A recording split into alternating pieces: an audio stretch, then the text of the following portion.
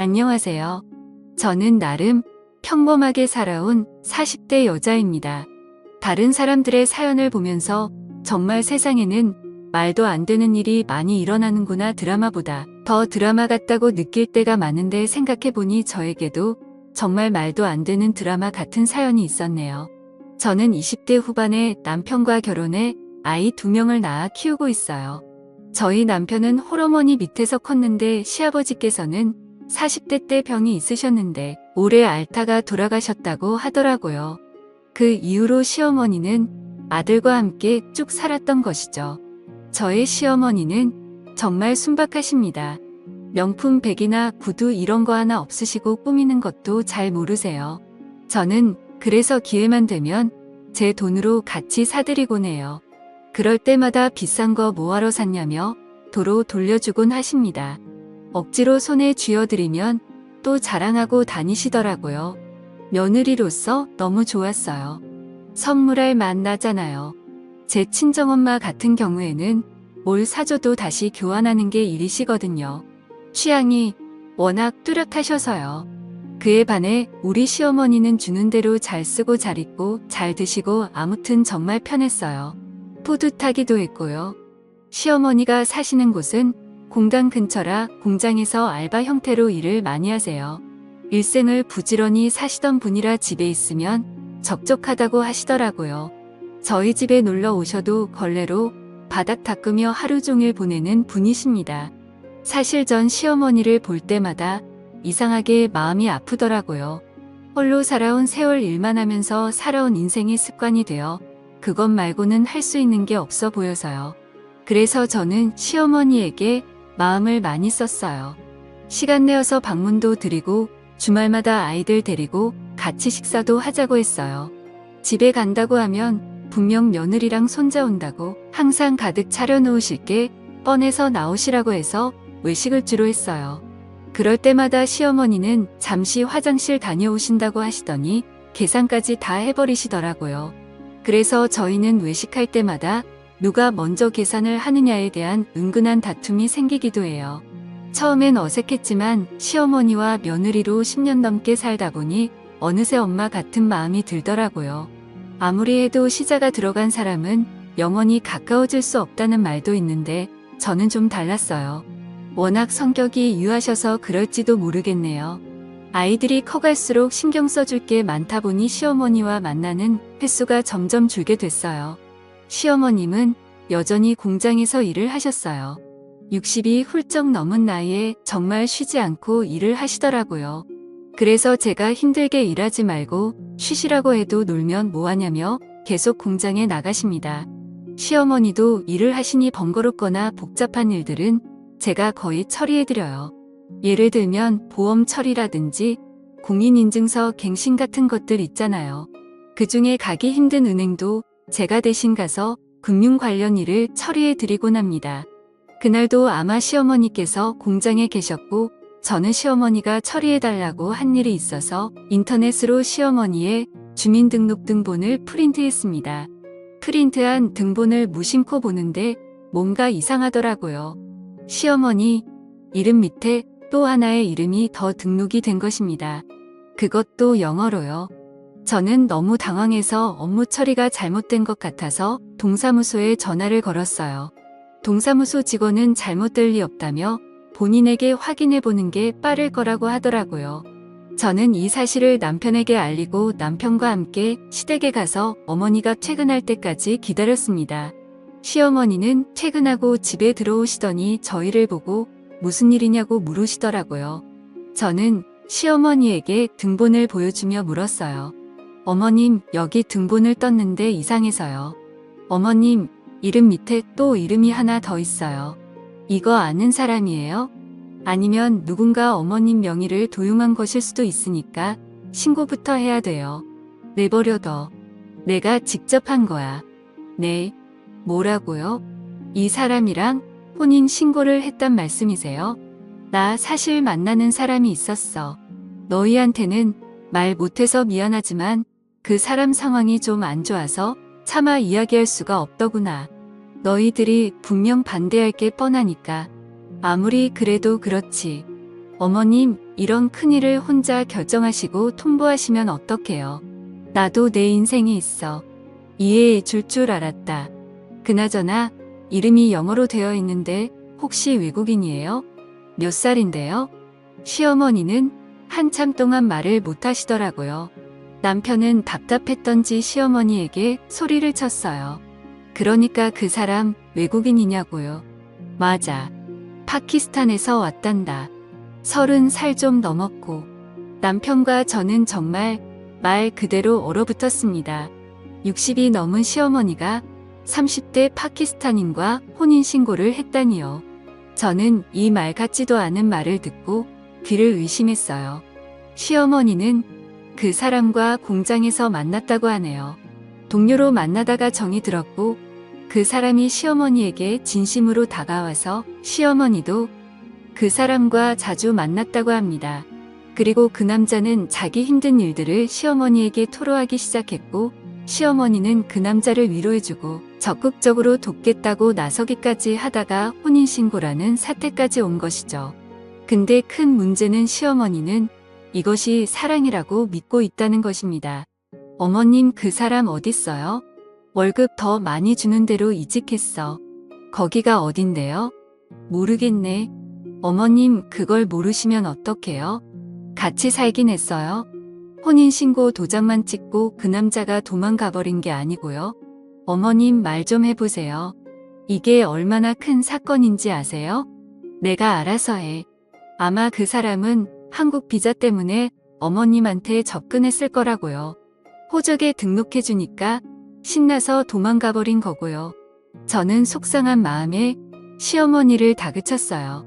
하지만 우리 시어머니는 계속 그 남자가 돌아올 거라고 믿고 계셨어요. 정말 답답할 노릇이죠. 어쩜 이렇게 바보 같으신지. 제 남편은 답답해서 밖에 나가서 담배를 피우고 있고 저는 계속 한숨만 쉬고 시어머니는 저희에게 계속 괜찮다고 하시고 총체적 난국의 순간이었습니다. 저는 일단 그 남자를 찾아야 했습니다. 분명 시어머니에 대한 마음은 진심이 아닐 테니 그 혼인신고를 취소부터 해야 했어요. 먼저 SNS를 뒤지면서 나름대로 추적을 해봤어요. 정말 서울에서 김서방 찾기가 이런 거구나 싶었죠. 그리고 시어머니가 살고 있는 동네에 있는 공장의 사장님들을 한 분씩 찾아냈습니다. 직접 발벗고 나서니까 의외로 쉽게 찾아지더라고요. 시어머니에게 혼인신고만 걸어두고 도망간 그 남자는 공단 내의 다른 공장에서 일하고 있더라고요. 그 공장 사장님은 이름을 듣더니 바로 알더라고요. 얼마 전에 이직했고 나이도 30대 다 일치했어요. 저는 사장님에게 이 사람이 제 시어머니에게 저지른 짓을 낱낱이 밝혔습니다. 그런데 사장님이 갸우뚱하더라고요. 그놈이 그럴 리가 없는데. 네, 왜요? 나한테 파키스탄에 있는 아내랑 자식들 사진도 보여줬거든요. 아내랑 자식까지 있어요? 네. 설마 유부남인데 그런 짓을 했겠어요? 잠시만요. 불러올게요. 사장님은 그 남자를 불러오겠다고 했어요. 잠시 후 사장실 문을 열고 그 남자가 들어왔어요. 저희 시어머니의 법적 남편을 대면하게 되었네요. 저는 의사소통을 어떻게 해야 될지 몰랐는데 그 남자 한국말을 유창하게 잘하더라고요. 저는 저희 시어머니의 이름을 댔어요. 그 남자의 표정이 약간 움찔하더라고요. 아내와 애까지 파키스탄에 있다면서요. 이거 사기 결혼인 거 알죠? 어머님을 사랑했습니다. 사랑은 무슨. 그런 사람이 다른 공장으로 이직하고 도망을 가요? 미안합니다. 이혼소송 진행할 거니까 그렇게 알고 있어요. 그리고 사장님 이 사람 해고하지 않으면 저 인터넷에 이 사람이 한 짓들 공장 이름이랑 같이 뿌릴 거니까 알아서 하세요. 빨리 꼬리 자르는 게 좋을 거예요. 저는 사장님에게 이 남자의 해고를 권유했고 사장님도 사태의 심각성을 눈치챘는지 알겠다고 바로 인사 조치하겠다고 약속하셨어요. 문제는 저희 시어머니였습니다. 시어머니는 갑자기 저를 댁으로 부르시더니 저에게 말씀하시더라고요. 이혼소송 난 안 한다. 네, 그게 무슨 말씀이세요? 그 남자 사기꾼이에요. 어머님 아시잖아요. 사기꾼이고 뭐고 난 모르겠고 그냥 난 이대로 살란다. 뭐 내 인생 달라지는 것도 없잖아. 그냥 이대로 죽으면 그만인걸. 그 남자가 어머님을 이용한 건 화 안 나세요? 저는 너무 화가 나고 괘씸해요. 그 사람 불쌍한 사람이야. 여기서 돈 못 벌면 지 나라에 있는 아내랑 자식들 굶어 죽는단다. 거기서는 월급이 여기보다 훨씬 적고 유부남인 거 아셨어요? 어머님 진짜 알고 혼인신고까지 하신 거예요? 거기는 부인을 4명까지 둘 수 있다고 하더라. 어머님 제정신이세요? 어제 나한테 찾아와서 싹싹 빌려라. 자기 한 번만 살려달라고. 한국 비자 취소되면 갈 곳 없이 그냥 죽어야 된다고 하더라. 그걸 보고 어떻게 이혼 소송을 진행하니?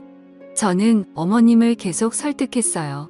그 남자의 의도 자체도 불순하고 너무나 의도적으로 접근한 게 맞는데 어머님은 순진하게도 그 남자가 불쌍하다는 이유만으로 그냥 덮어주려고 하시더라고요. 더 이상 제가 관여할 문제가 아닌 것 같기도 하다는 생각이 들더라고요.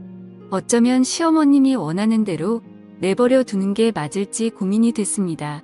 저걸 시어머니의 사랑이라고 믿어도 되는 건지 이해해드려야 하는 건지 저조차도 헷갈리기 시작했어요. 그런데 파키스탄에서 아무것도 모르고 남편과 아빠를 기다리고 있을 일은 모를 아내와 자식들을 생각하면 또다시 괘씸해지더라고요. 혼자서 점점 근근하면서 저는 인터넷으로 사기 결혼에 대해서 검색을 해봤어요.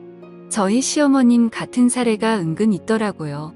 물론 외국인과 결혼해서 잘 사는 부부들이 많지만 시어머님 같은 경우에는 그냥 이용만 당한 것 같았어요. 그런 악질인 사람들이 종종 있다고 합니다. 사람의 진심을 이용하는 사람들은 정말 천벌을 받아야 한다고 생각해요. 그거야말로 잔인한 범죄죠. 하지만 저와 의견이 다른 시어머니 탓에 그렇게 저는 시어머니의 일에 대해 손을 놔버렸습니다. 어느 정도 포기 상태였던 것 같네요. 그저 별일이 없으면 다행이지 무소식이 희소식이지 하면서 지냈어요. 남편도 시어머니를 다시는 안 보고 싶다고 외면해 버리더라고요. 그렇게 지내니까 또 시간은 금방 가긴 갔어요. 가끔 시어머니가 어떻게 지내실까 생각은 들었지만 설마 무슨 일이야 있겠어 하는 마음이 컸던 것 같아요. 제가 평소 친구들에게도 오지랖이 넓은 편인데 시어머니에게도 괜한 오지랖을 떨었다 싶기도 했고요. 그러다 시어머니는 저에게 전화를 해오셨습니다. 목소리가 매우 안 좋으셨어요. 저에게 대뜸 마음을 바꾸셨다고 하네요. 이혼 소송을 도와달라고 하더라고요. 들어보니 그 남자가 은근히 생활비를 요구하기 시작했고 가끔 자기 뜻대로 되지 않으면 손찌검을 했다고 합니다. 덜덜 떨리는 목소리로 여태껏 있었던 일을 말씀하시더라고요. 갑자기 얼굴이 차갑게 싹 식어서 날 보는데 살기가 느껴지더라니까. 이건 도저히 아닌 것 같더라. 정말 내가 부끄러워서 말할 것도 없고 미안하다. 못난 시험이라서 내가 너희 말을 들었어야 했는데 괜찮으세요? 나 좀 도와다옹. 저랑 같이 변호사 만나러 가요. 저는 시어머니의 이혼 소송을 도와드렸어요. 살다 살다 시어머니의 이혼 소송까지 도와주게 될 줄은 꿈에도 몰랐네요. 그것도 30대 남성과의 이혼 소송을요. 시어머니는 차마 아들 얼굴은 볼 자신이 없다고 하시더라고요. 저희 가족이 다 같이 모이는 날은 아마도 시간이 좀 더 걸릴 것 같네요. 내심 시어머니가 마음을 다시 다잡으셔서 다행이라고 생각해요. 하마터면 범죄자에게 발목이 잡힐 뻔했으니까요. 법적인 남편이라는 이유로 얼마나 또 이것저것 저희에게 요구를 했겠어요. 시어머니의 유산까지 탐냈을 게 분명해요. 그런 생각만 하면 아주 소름이 끼칩니다. 법정은 결국 저희의 편을 들어주었습니다. 본국에 부인을 두고 결혼한 남자에 대해 결혼 이민 체류자 자격을 인정하지 않고 체류를 정지시키기로 했대요. 결국 그 남자는 꼼짝없이 파키스탄으로 돌아가게 되었지요. 자신의 이득을 위해 사람의 진심을 가지고 장난치면 그 끝이 어떻게 되는지 그 남자가 꼭 알았으면 좋겠네요. 마음 같아서는 그 남자의 아내와 자식들에게도 이 사실을 알리고 싶었지만 연락할 수 있는 방법이 없더라고요. 아쉬울 따름이었습니다. 집에 모셔다 드리는 길에 시어머니를 힐끗 보는데 씁쓸한 표정을 짓고 계시더라고요. 아무래도 나름대로의 추억이 많이 떠올랐나 봅니다. 감히 마음을 헤아릴 수 없어서 아무 말도 건네지 못했네요. 그 이후로 저는 시댁에 자주 놀러 가고 있어요.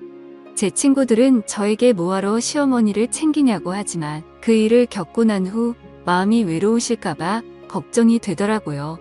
든 자리는 몰라도 난 자리는 티가 난다고 하잖아요. 못난 놈이었지만 그래도 마음을 주고받았던 사람인데 오죽할까요? 아무쪼록 시어머니가 마음의 회복을 빨리 하셨으면 좋겠어요. 울적한 마음을 털어버리고 다시 예전처럼 가족 다 같이 명절에 만날 수 있는 날이 왔으면 좋겠네요. 그날이 빨리 오기를 바랍니다.